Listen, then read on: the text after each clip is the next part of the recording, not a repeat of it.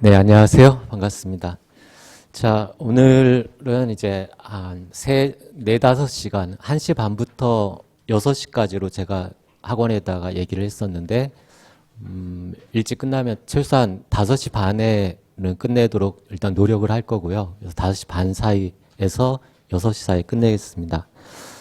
짧게 3개년치를 이렇게 한 회에 다 처리하기는 사실은 불가능해요. 그래서 이번 시간에는 작년도 23년도 판례에 집중하고, 그러니까 23년도 판례는 모두 다 하고, 그런데 실제 시험은 전년도 판례도 중요하지만 최근 2, 3년 판례가 훨씬 더 중요합니다. 그래서 이 교재에 실어놨고, 특별히 좀 같이 확인해야 되겠다라고 싶은 판례는 23년도 뿐만 아니라 22년, 21년 판례도 몇 개 중요한 것들은 같이 다뤄보도록 하겠습니다.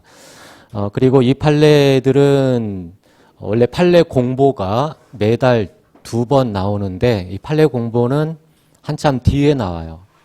그래서 지금 12월 15일자 판례 공보가 맨 마지막인데 이 교재는 판례 공보에 실린 것뿐만이 아니라 전년도 그러니까 12월 31일까지 법원에서 선고된 판례 속보도 다 검색을 해서 제대로 다 반영을 했습니다.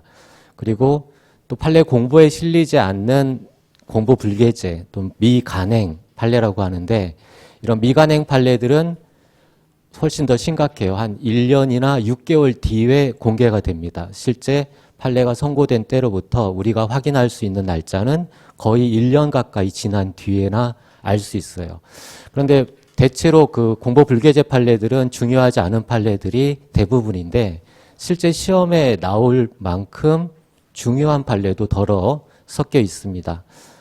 그래서 공보 불개제 현재 검색 가능한 공보 불개제 판례가 작년도 4월 달 판례까지가 지금 공개돼 있어요. 그래서 그것도 다 검색을 해서 추가해서 곳곳에 넣어놨습니다. 22년도 23년도 판례들이 중간에 미간행 판례로 있으니까 그 수많은 판례 중에 우리 시험과 관련해서 이것만큼은 꼭 봐야 되겠다라는 것만 선별한 거예요. 그러니까 여기에 소개된 건 그래서 이번 시간에 저와 같이 다루지 않는다 하더라도 여러분이 최소한 혼자만이라도 자세하게 실어놨으니까 반드시 이 지문만큼은 확인하고 시험장에 가시기 바랍니다.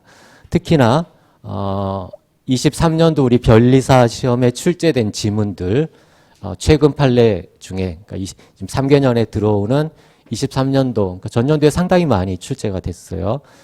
이런 지문들도 그 출처까지 써놨으니까 반드시 보시기 바랍니다. 좀 약삭 빠르게 이거 23년도 작년에 출제된 지문이네 제껴 바보 같은 짓이에요. 이 출제된 판례는 지금 출제되지 않은 여기 소개된 것보다 훨씬 다시 출제될 가능성, 비중이 훨씬 높아요. 확률이. 2차 시험에서야 한번 최근에 출제됐으면 제끼지만 1차는 계속 반복해서 출제되기 때문에 그 23년도 출처 표시된 거 이거 거르지 마시고 다시 한번 복습하는 의미에서라도 반드시 확인하고 넘어가시기 바랍니다. 자, 바로 수업 들어갈 건데 이제 저는 23년도 중심으로 해서 플러스 알파로 진행을 할게요. 자, 넘겨보시면 2페이지 가보세요. 법률 행위와 관련된 문제 2번입니다. 유언 증서가 성립한 후에 멸실되거나 분실되었다라는 사유만으로 유언이 실효되는 것은 아니고 이에 관계인은 유언 증서의 내용을 증명하여 유언의 유효를 주장할 수 있다. 자, 이 지문은 이 판례는 첫 번째 전제되어 있는 게 있어요. 첫째 줄에 있는 유언 증서가 성립이라는 말은 유효하게 성립했다는 이야기예요. 유효. 자, 유언은 요식행위죠. 굉장히 엄격한 5가지 방식밖에 인정하지 않습니다. 그래서 여러분은 지금 가족법 잘 모르니까 여러분이 대부분 유언을 하면 그 유언은 대부분 한 99% 무효가 돼요. 여러분 요건을 모르잖아요. 유언의 요건을. 근데 지금 이 지문은 유언이 그 요건을 갖춰서 엄격한 요건을 갖춰서 유효하게 성립한 게 지금 증명이 된 거예요. 다만 그 유언서가 어디로 갔는지 없는 상태입니다. 그걸 전제로 한다는 이야기예요. 유효하게 성립했으니까 첫째 줄에 유언이 실효되는 건 아닙니다. 성립하면 특별한 사정이 없으면 그대로 효력을 발생하는 거죠. 따라서 이해관계인은 유언 증서의 내용을, 유언 증서는 없어졌지만 옛날에 사진 찍어 놓은 게 있다거나 그 유언 증서를 누군가 증인이 봤다거나 해서 그 내용을 증명할 수 있으면 모든 요건이 완벽하게 갖춰졌으니까 그 효력을 유효하게 주장할 수 있습니다. 옳아요. 이것과 유언 자체가 그 성립 요건, 요식성을 갖추지 못해서 무효인 건 달라요. 뒤에 비교하는 판례가 나올 거니까 주의하시기 바랍니다. 자, 쭉 넘어가서 4페이지로 가봅시다.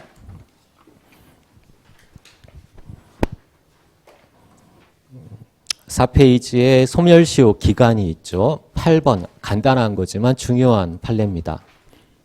특히 이게 미간행 판례였어요. 세무사 직무에 관한 채권의 소멸시효 기간은 3년이냐? 자, 일반 채권의 소멸시효 기간은 10년이고 그보다 단기로 1년짜리, 3년짜리가 있죠. 밑에 참조 조문 163조 5호를 보세요. 관련 조문은 5호예요. 변호사, 변리사, 공증인, 공인회계사, 법무사 이러한 전문직 종에 있는 사람들의 직무에 관한 채권은 단기 3년 시효로 하고 있습니다. 여기에 세무사가 없어요. 그래서 이게 대법원까지 간 거예요. 야, 세무사도 전문 직종이고 얘네들과 뭐가 다르냐? 법무사쯤은 내가 대등하지 않느냐? 그래서 나도 3년이다 이렇게 주장을 한쪽에서 했었고 다른 한편에서는 조문에 없잖아. 조문에 없으니까 없으면 일반 채권 10년이죠. 어느 쪽이 이겼겠어요? 없다라고 본 거예요. 없다. 세무사를 여기에 기재하지 않은 것은 이 3호의 그 5호에 기재하지 않은 것은 빠뜨린 것이 아니라 일부러 그랬다는 이야기. 일부러. 얘네들은 원래 10년으로 인정해 주기 위한 걸로 3년이 아니라 10년이다. 기억하시기 바랍니다. 우측에 9번으로 갑니다. 자, 9번은 10번과 같이 연결되는데 소멸시효의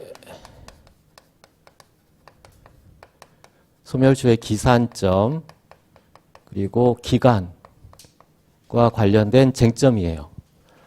첫 번째 소멸시효의 기산점은 우리 민법 총칙 166조 1항의 권리를 행사할 수 있는 때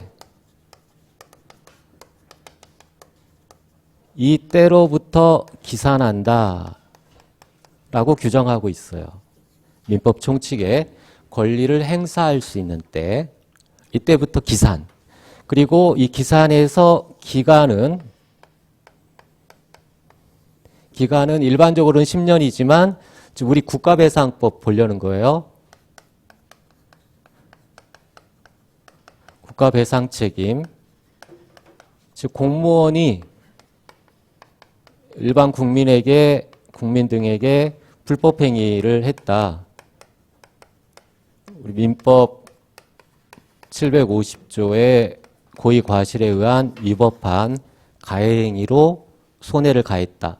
그랬을 때 우리 국민, 내가 공무원의 불법행위로 어디 수사기관에서 조사를 받다가 고문을 당하거나 또는 경찰이 경찰봉으로 나를 시비 진압한다고 과잉 진압한다고 때렸거나 그래서 내가 불법행위로 인한 손해를 입었을 때 손해배상을 누구한테 청구하느냐 국가나 지자체 등에게 청구할 수 있도록 하고 있어요. 일종의 우리 민법으로 치면 사용자 책임하고 비슷한 구조예요. 본질은 불법행위 책임이라는 이야기예요. 그래서 이 국가배상 책임의 소멸시효 기산점과 기간이 문제된 사안입니다. 기산점과 기간. 이에 대해서 민법을 들여다보면 민법은 일반법이고 이 국가배상법이 특별법이잖아요. 그러니까 어느 범위에서 특별법으로 작용하느냐라는 이야기예요. 그래서 일반법 내용을 알아야 되겠죠. 일반법 민법의 기산점에 대해서는 권리를 행사할 수 있는 때 그리고 기간에 대해서는 이게 불법행위 책임과 관련됐으니까 766조의 1항, 2항이 있습니다. 766조 1항은 손해 및 가해자를 안 날, 손해 및 가해자를 안 날로부터 기산해서 3년, 그리고 불법행위를 한 날로부터 10년, 불법행위를 한 날, 알았는지 여부를 묻지 않고 불법행위를 한 날로부터 10년 이렇게 돼 있어요. 자, 그러면 일단 민법만 보세요. 여러분이 민법 해석 생각해 본 적이 없을 테니까.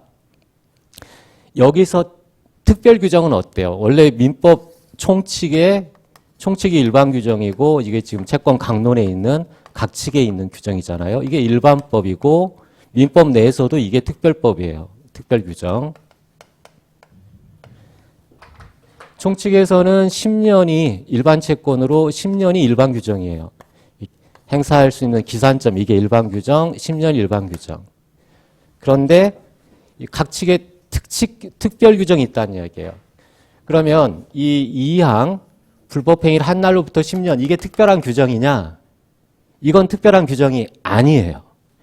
원래 10년이잖아. 10년. 이 10년은 그대로이고 그럼 기산점 한 날로부터 기산한다라는 이게 특별 규정이냐? 아니란 이야기예요. 이것도 권리를 행사할 수 있는 때와 똑같은 규정이에요. 권리를 행사할 수 있는 때. 이 권리를 행사할 수 있는 때라는 건 내가 권리자다. 피해자를 누구를 알아야 된다. 알았는지 여부를 묻지 않죠. 내가 권리자인 줄 몰라서 권리를 행사하지 못했습니다. 이거 묻지 않아. 이거 사실상 장애잖아요. 사실상 장애는 고려하지 않습니다. 즉 권리를 행사할 수 있는 때의 중요한 내용은 권리 행사에 법률상 장애가 없을 때 이 개념이 이 개념. 권리 행사에 법률상 장애가 없는 때 그때로부터 기산한다는 이야기예요. 그때로부터 기산해서 10년이 이 불법행위 766조 2항의 불법행위를 한 날로부터 10년 같은 내용이에요. 이거는 특별한 내용이 아닙니다. 즉 766조 2항은 권리행사의 법률상 장애가 존재하면 설사 불법행위가 있은 날로부터 10년이 지났다 하더라도 시효가 완성하지 않는 거예요. 여기까지 따라오시겠어요? 불법행위가 있은 날로부터 10년이 지나도 그 사이에 권리행사에 장애가 있으면 법률상 장애, 알았는지 여부는 중요하지 않고 법률상 장애가 있다면 시효가 완성하지 않습니다. 이 규정은 일반 규정이에요. 즉 766조에서의 특별 규정은 1항이죠. 10년과 별도로 안 날로부터 3년 이것도 불법행위의 요건 사실을 모두 안 날로부터 3년 이것도 역시 마찬가지예요. 이게 당연히 전제되어 있는 거예요. 권리 행사에 장애가 없음을 전제로 해서 그걸 기산점으로 안 날로부터 3년이다. 3년, 10년. 그럼 이제 우리가 논의를 하려는 국가배상법을 보는 겁니다. 자, 국가배상법상의 손해배상 책임에 대해서는 국가재정법이라고 옛날에는 예산회계법이라고 했는데 법 이름이 바뀌어서 국가재정법에 5년으로 규정하고 있어요. 5년. 그러면 이 국가배상법 규정은 이 일반법인 민법의 특별법인데 어느 조항의 특별 규정으로 작용하느냐? 이 규정의 특별 규정으로 작용하는 겁니다. 즉 10년이 아니라 불법행위가 있은 날로부터 불법행위가 있은 날로부터 10년이 아니라 국가배상 책임은 짧다. 5년이 적용된다라는 이야기예요. 그러면 이 조항 766조 1항의 조항에 대해서는 특별 규정이 없는 거예요.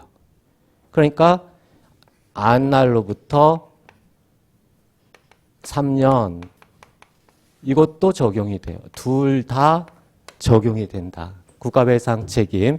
국가배상 책임이 소멸시효가 완성되는 것은 불법행위가 있은 날로부터 5년이고 그리고 그 손해 및 가해자를 안 날로부터 3년. 이 둘 중에 어느 하나라도 먼저 시효가 완성되면 소멸시효 완성한다.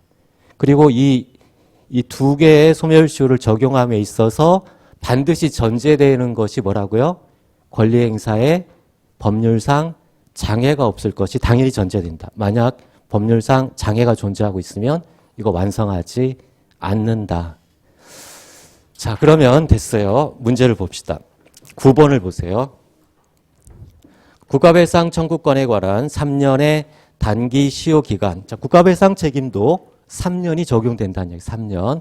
민법 766조 1항이 적용이 되니까 3년의 단기 시효는 민법 766조 1항의 그 손해 및 가해자를 안 날에 더하여 일반 규정인 민법 166조 총론에 있는 166조 1항의 권리를 행사할 수 있는 때가 되어야만 비로소 소멸시효가 진행한다. 옳습니다. 자, 밑에 해설 판례의 동지 판례 부분의 두째 줄이에요.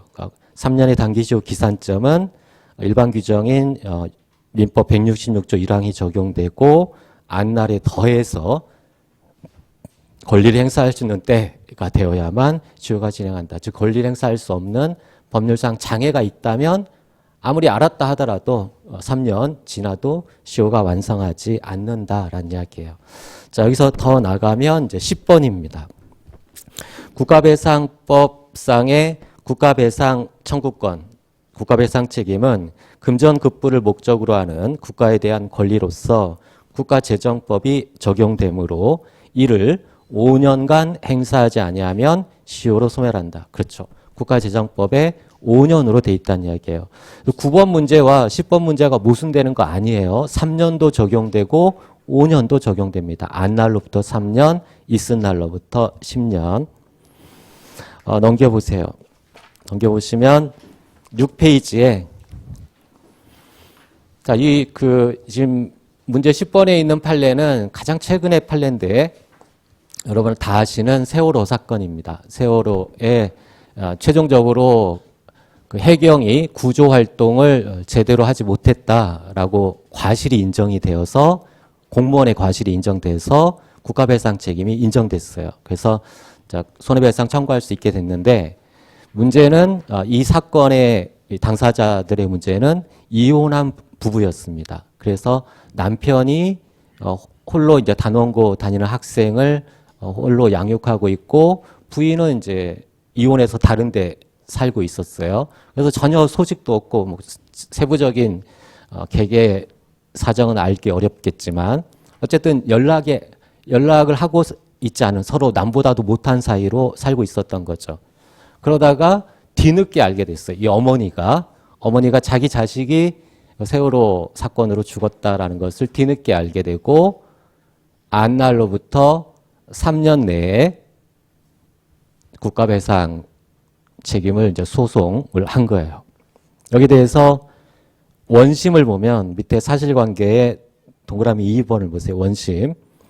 원심은 이제 해경의 과실 다 인정됐고 둘째 줄에 보면 원고가 뒤늦게 이제 주변 사람을 통해서 내 자식이 죽었다라는 것을 안 때 손해 및 가해자를 그때 알게 됐죠. 안날로부터 3년 내에 소를 제기했단 말이에요. 그래서 소멸시효는 완성되지 않았다라고 원심은 판단했지만 동그라미 3번에 대법원에서 안날로부터 3년은 지나지 않았어요. 하지만 불법행위가 있은 날로부터 5년이 지났어요.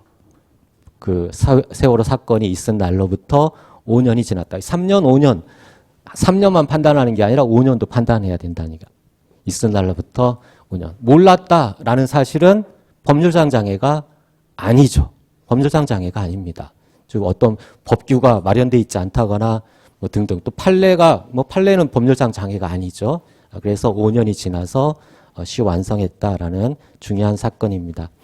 밑에 박스 판례가 그 판례 원문인데 둘째 줄에 보세요.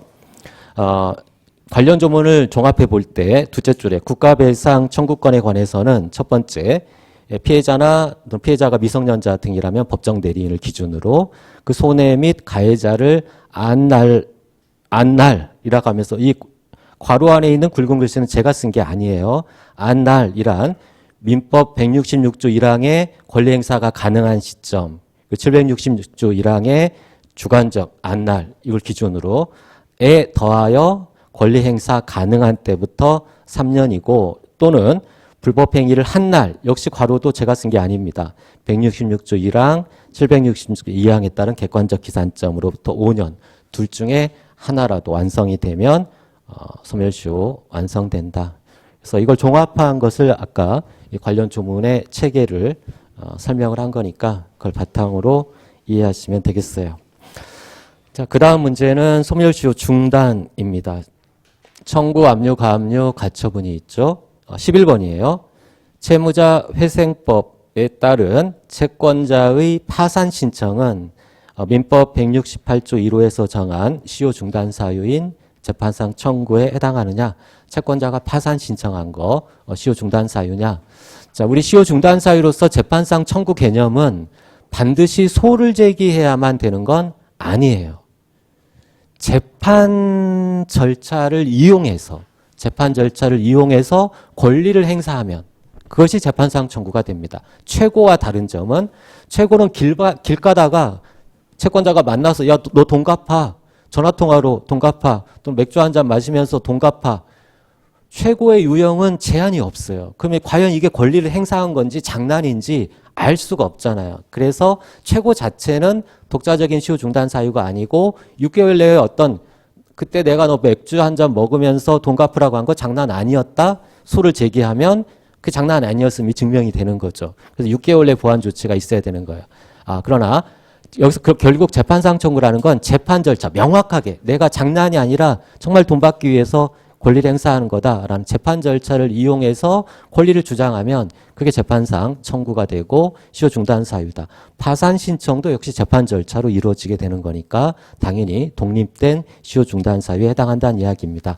7페이지에 해설 판례 양가로 1 밑줄 부분을 보세요. 권리자가 재판, 굵은 글씨가 키워드입니다. 재판 절차를 이용해서 권리 이외에 잠자지 않는 것을 표명하면 재판상 권리를 주장하면 그것이 재판상 청구가 된다. 그래서 밑에 사실관계에서 자기가 원피고가 돼서 소송의 당사자는 아니지만 둘째 줄에 보조 참가, 말 그대로 도와주러 들어가는 사람입니다. 당사자가 아니에요. 원고도 아니고 피고도 아니에요. 참가인이라고 하는데 재판 절차의 보조 참가인으로 참가해서 자기 권리를 주장하는 거, 이것도 재판 절차상 자기 권리를 명확하게 표명하는 거잖아요.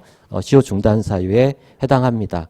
그리고 양가로 2번의 둘째 줄에 파산 신청 말할 것도 없이 재판 절차를 이용한 주장이니까 시효 중단 사유이다. 넘기면 13번입니다. 굉장히 중요한 판례예요. 13번. 여기 별 3개가 한 2-3개 정도 지문이 있는데 그 중에 하나입니다. 동그라미 1. 채권자가 채무자에 대해서 이행을 최고. 자, 최고는 시효 중단 사유가 아니에요. 6개월 내에 보완 조치가 있어야 됩니다. 그래서 최고한 후 6개월 내에 어떠한 행위가 있었느냐? 채권자가 행위를 해야 되는데 채무자가 행위를 했어요. 채무를 승인. 6개월 내에 채무 승인이 있었다. 그러면 이것도 보완 조치가 되어서 최고 시에 시효 중단이 되느냐? 밑에 조문을 보세요. 174조. 최고는 독자적인 중단이 아니고 6개월 내에 재판상 청구, 파산 참가, 화해 소환, 임의 출석, 압류가 압류 가처분. 이거 다 채권자가 하는 것들이에요. 그런데 채무자가 승인을 했다. 중단이냐? 유추 적용한다는 이야기예요. 우리가 시효 중단 사유인 청구, 압류, 가압류, 가처분, 승인 3가지가 있잖아요. 이 3가지에 채권자가 하는 게 2개고 채무자가 하는 게 채무의 승인이에요. 채무자가 하는 것도 독립된 시효 중단 사유로 보고 있으니까 대등하다라고 보는 거예요. 따라서 6개월 내에 채무 승인이 있으면 응원 보완 조치가 된다. 그래서 최고시로 소급하여 중단이 됩니다.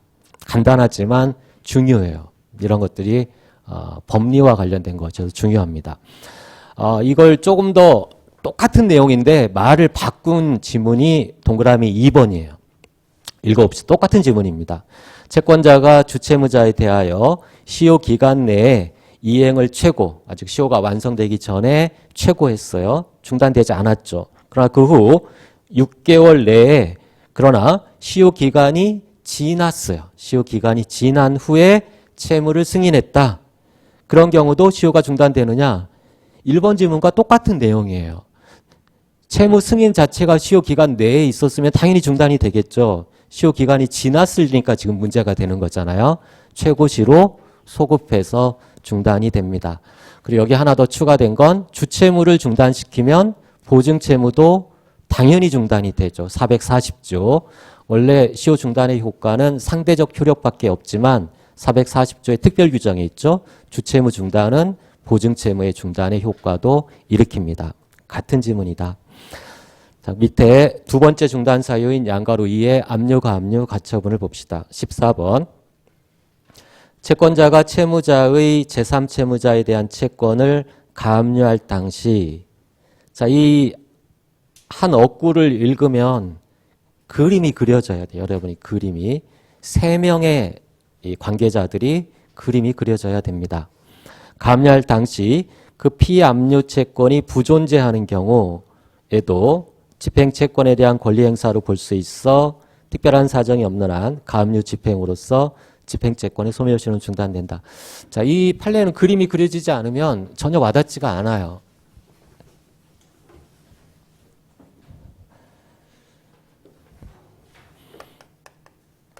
채권자, 채무자,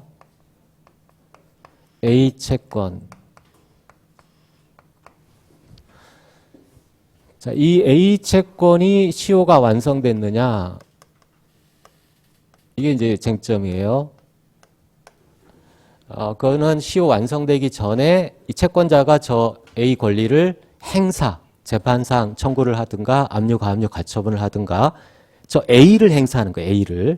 A를 만족을 얻기 위해서 행사했으면 중단이 되죠. 그런데 채무자의 책임 재산을 봤더니 채무자의 책임 재산이 제3채무자에 대해서 B라는 돈 받을 채권이 있더라. 그래서 이 B라는 재산을 강제 집행하는 겁니다. 그래서 만약에 채무자 재산이 부동산이라면 이걸 가지고 압류를 하는 거죠. 부동산을 압류. 근데 채무자 재산이 다른 채권이에요. 다른 채권을 압류했다는 거예요. 압류.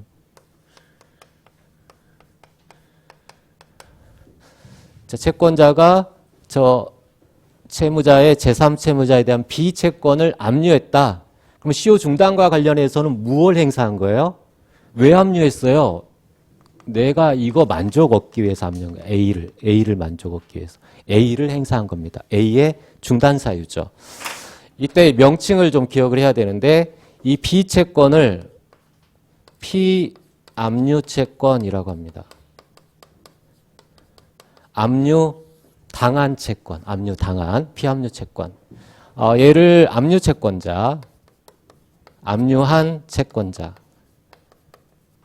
지금 강제 집행하는 거죠. 그래서 이 A 채권, 이거를 피보전 채권을, 뭐 이건 쉽죠. 피보전 채권이라는 말은 이것을 집행 채권이라고 합니다. 이걸 지금 강제 집행해서 만족을 얻기 위한 집행 채권 이런 구조예요. 자, 이래서 압류를 하면 제3채무자에게 이 압류 명령이 송달이 됩니다. 송달. 그래서 이 압류의 가장 중요한 효력은 채무자로 하여금 얘한테는 송달에 따라 압류의 효력이 발생하는데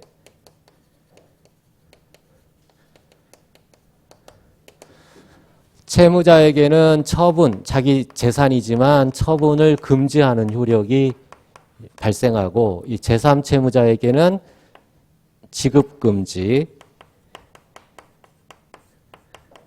변제하지 못해요. 채무자한테 변제하지 못하는 지급금지, 이 두 가지 효과가 압류의 핵심적인 효력이고 시효 중단과 관련해서는 뭐가 중단되는 거예요?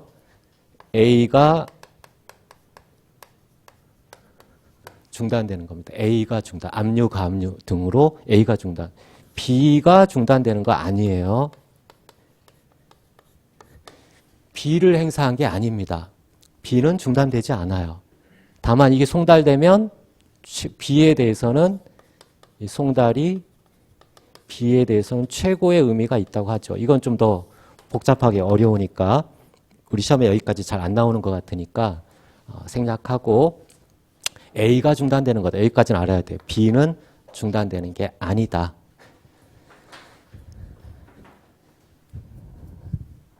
그런데 이제 문제는 자, 이렇게 압류를 했더니 이게 은행입니다.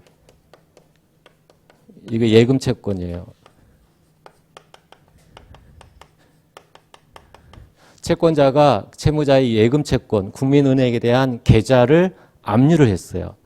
그리고 까봤더니 압류하고 까봤더니 예금이 0원이에요. 0원. 이 피압류 채권이 부존재한다는 얘기예요.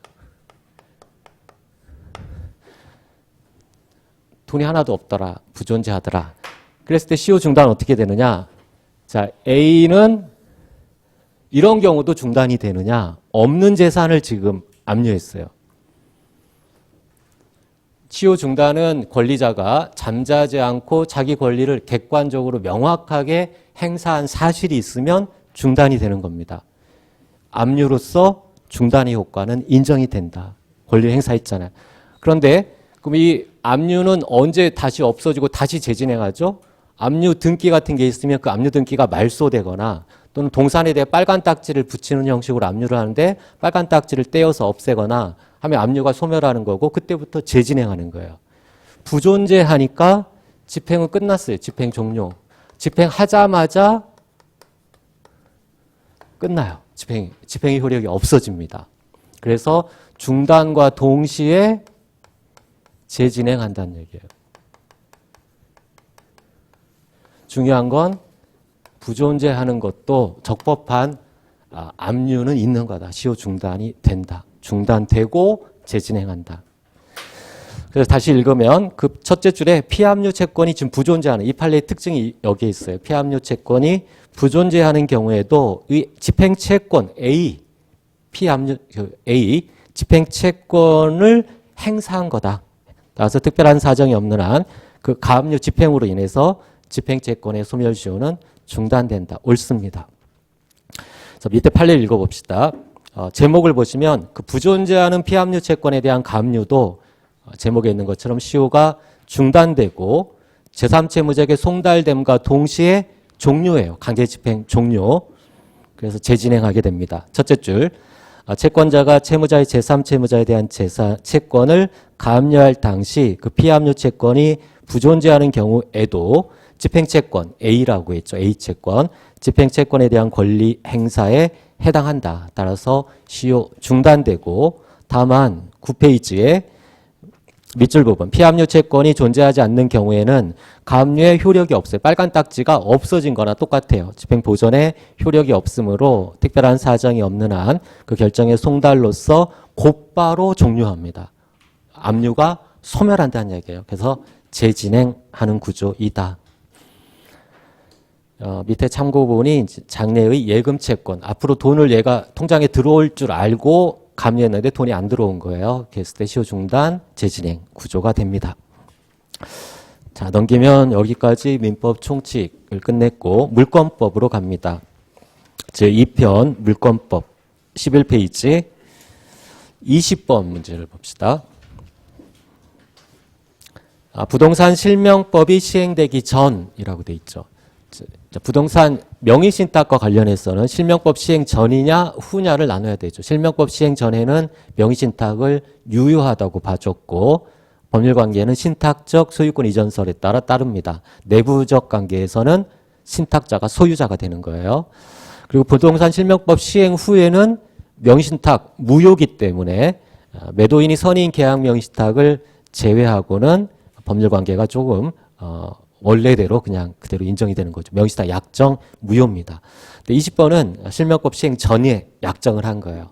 전에 매도인이 선의인 계약 명의신탁 약정에 기하여 수탁자 앞으로 등기가 격려되고 그 부동산의 처분 대가를 신탁자에게 지급하기로 하는 약정을 체결했을 때 그러한 처분 대가의 지급 약정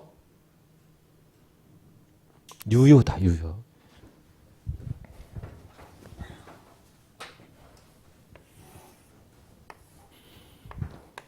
실명법 시행 전에 명의신탁 약정을 했다. 유효해요. 유효. 그리고 이 명의신탁 약정의 내용을 구체적으로 실현시키기 위한 플러스 알파의 약정을 했다. 이거 아무런 하자가 없습니다. 다 유효해요. 특별한 사정이 없는 한 이 당시에는 이러한 당사자의 계약 자유, 사적 자치를 제한하는 별도의 부동산 실명법이라는 강행법규가 없기 때문에 당사자 약정은 특별한 사정이 없는 한 다 유효해요. 그래서 명의신탁 약정도 유효하고 지금 그 부동산을 수탁자가 처분해서 돈 나오면 대가를 지급하기로 하는 약정 다 유효하다는 이야기예요. 그런데 이것과 달리 이 문제는 해결했고 이것과 달리 실명법 시행 후에 명의신탁 약정이 실명법 시행 전에 있었다 하더라도 현재 시점 실명법 시행 후에 플러스 알파의 약정을 지금 했다. 플러스 알파 약정, 지급 약정. 예컨대 중간생략형 명의신탁 실명법이 시행된 현재 시점에서는 과거에 중간생략형 명의신탁을 했다 하더라도 지금 유예기간 지나고 현재 시점까지 등기를 정리하지 않은 지금 법을 위반한 상태에서 중간생략형 명의신탁 약정은 무효죠. 누가 소유자죠? 3자가 명의신탁. 등기는 수탁자 앞으로 돼 있어요. 하지만 수탁자가 소유자가 되는 거 아니죠. 누가 소유자죠? 매도인이 소유자입니다. 매도인이 소유자예요. 그런데 이 상태에서 지급 약정을 하기로 했다. 수탁자가 야 이거 제3자한테 처분하고 야 곤란하다. 지금 우리 실명법 위반했는데 이제 와서 뭘 하기에는 관청에 세금 드러나고 곤란하니까 네가 지금 등기 가지고 있으니까 팔아. 팔면 제3자 소유권 취득하고 실명법 4조 3항에 따라 소유권 취득하고 대금 나올 거 아니에요. 대금은 나한테 넘겨주는 게 쉽잖아요. 몰래 골목길에서 만나서 넘겨주니까. 자, 이렇게 하기로 약정하는 거. 이건 실명법을 위반하는 약정이에요. 실질적으로 신탁자를 소유자로 인정하는 거잖아요. 이런 약정이 현재 이루어졌다면 이건 무효예요. 그러나 그러한 약정이 실명법 시행 전에 이루어진 건 강행법규였기 때문에 유효하다. 유효. 지금 약정 유효하다. 넘겨보세요. 12페이지 첫째 줄에 있습니다.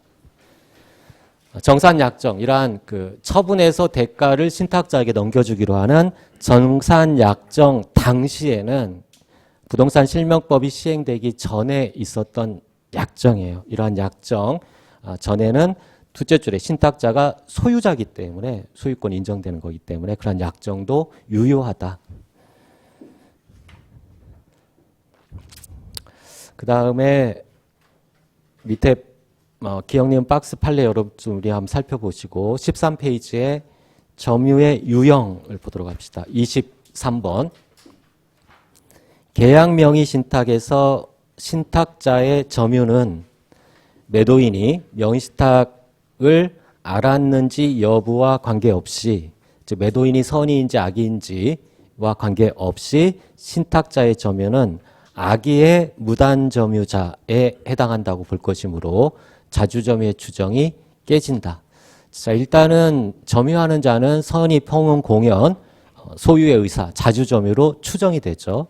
그러나 이런 추정이 일정한 사실이 증명이 되면 번복됩니다. 소유자로서 당연히 할 것을 하지 않았다거나 권한의 성질상 소유권을 인정하기 어려운, 자주점유를 인정하기 어려운, 그리고 대표적인 게 악의의 무단점유죠. 즉 점유할 권한 없음을 잘 알면서 권한 없이 점유하는 거, 이게 악의의 무단점유를 증명하면 자주점유 추정이 깨어집니다. 그래서 이게 신탁자가 점유하는 것이 악의의 무단점유냐? 신탁자는 지금 현재 시점에서 중간생략형 계약명의신탁, 현재 시점에서 신탁자는 절대 소유자가 될 수 없죠.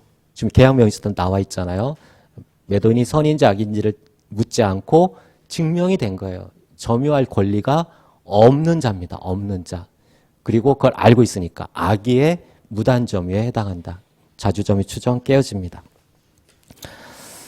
그리고 밑에 24번 점유 매개관계를 이루는 임대차 계약 등이 종료되면 직접 점유자가 목적물을 점유한 채 반환하지 않고 있는 경우에는 간접 점유의 점유 매개관계가 단절되느냐?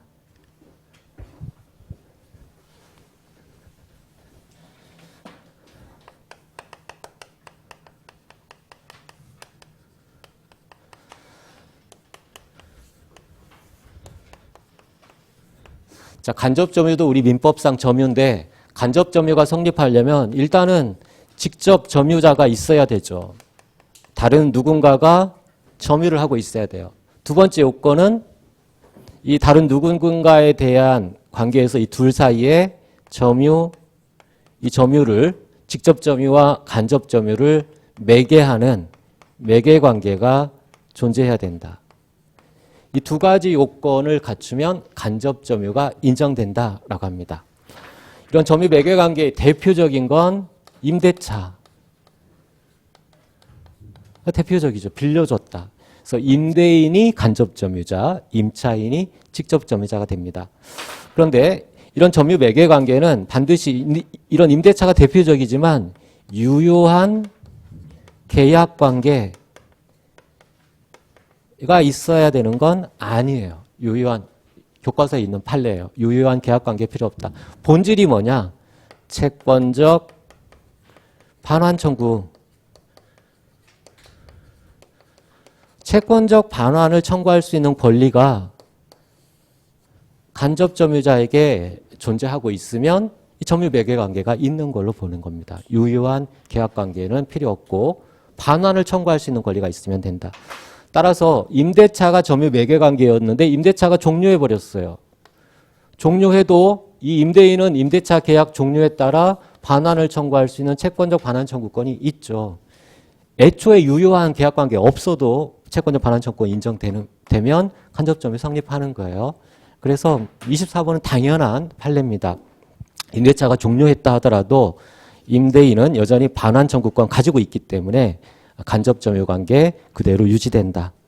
자, 넘겨보시면 14페이지 판례 제목을 보세요. 점유 매개 관계를 이루는 임대차 계약이 종료된 경우 점유 매개 관계가 단절되느냐? 그렇지 않다. 왜냐하면 그런 종료되었다 하더라도 넷째 줄에 굵은 글씨 간접 점유자의 반환 청구권이 여전히 남아 있으니까 반환 청구권이 소멸되는 건 아니기 때문에 그대로 유지된다.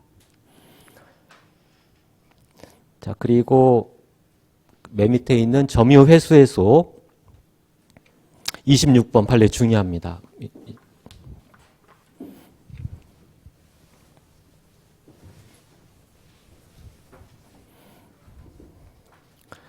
자, 26번 판례를 보기 전에 여러분이 교과서에서 배운 거를 봅시다. 갑이 자전거, 자전거 소유자예요.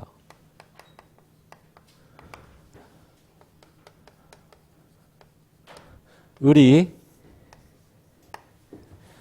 골목을 지나가다가 대문 앞에 서 있는 자전거를 보고 이거 누가 버렸나? 멀쩡한데? 타고 갔어요. 점유를 취득했어요. 점유. 타고 가서 자기 집 앞에다가 놨습니다. 점유하고 있어요. 지금 마당에 놨어요. 이제 갑이 난리가 났죠. 내 자전거를 어떤 놈이 그래서 동네를 샅샅이 뒤지다 보니까 옆 동네 두세 블락 떨어진 을 집에서 이걸 발견했어요. 그래서 갑이 내 걸 명확하게 내 거예요. 그래서 그냥 끌고 왔어요. 끌고 왔어.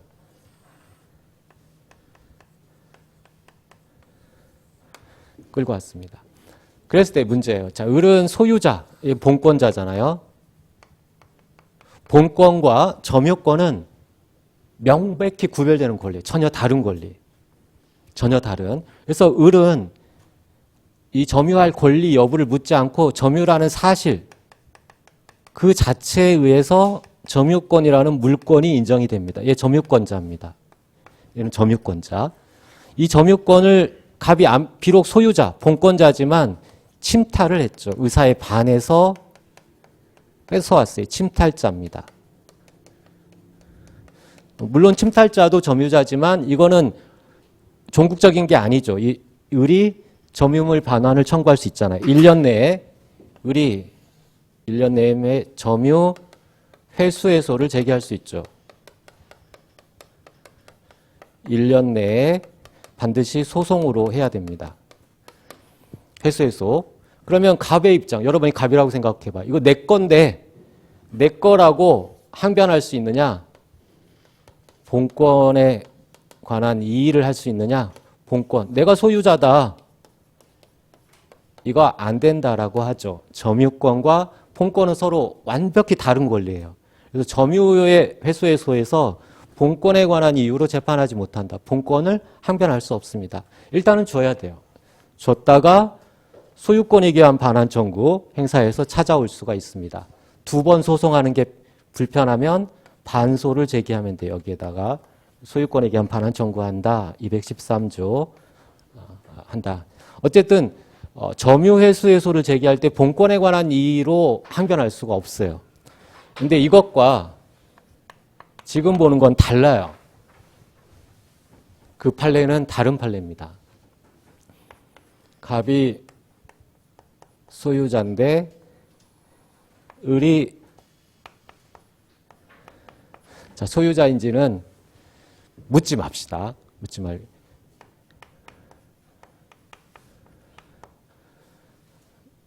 예, 그래 저거랑 그래도 비교하는 게 나을 테니까 소유자고 우리 점유를 하고 있어요. 그리고 갑이 어떠한 이유에서인지 이거를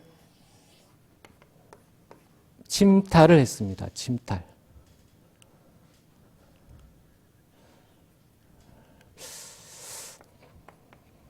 저거랑 같은 구조로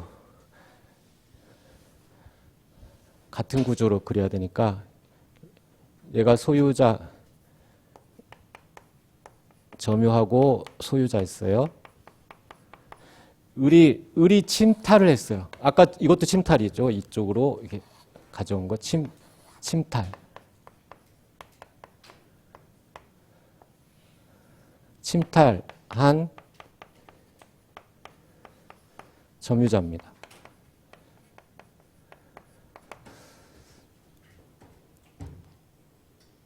그러자 갑이 다시 재침탈을 했어요.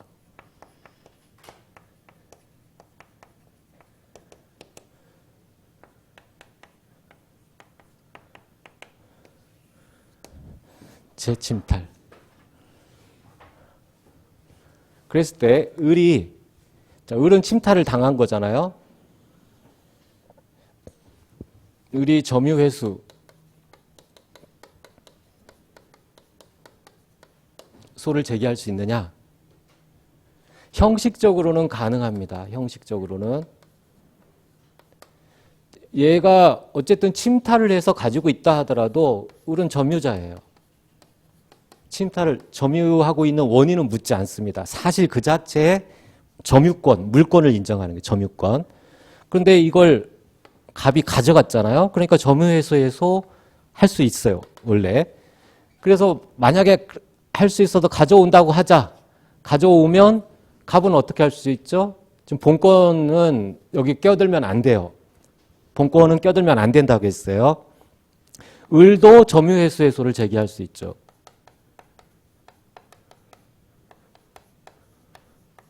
을도 점유회수해소. 갑도 을이 침탈했으니까. 그러면 다시 이쪽으로 줘야 됩니다. 둘 다 점유회수해소를 제기할 수 있을 이런 경우는 무용한 반복이다. 이렇게 갔다가 다시 가는 건 무용한 방법이다. 따라서 애초에 을의 점유회수해소는 인정되지 않는다. 지금 둘 다 침탈이 2번 있었던 경우, 이거는 침탈이 1번 있었던 경우만 보는 거예요. 1번. 여기에서 갑이 지금 항변하는 건 본권에 관한 항변, 이건 안 된다는 얘기였어요.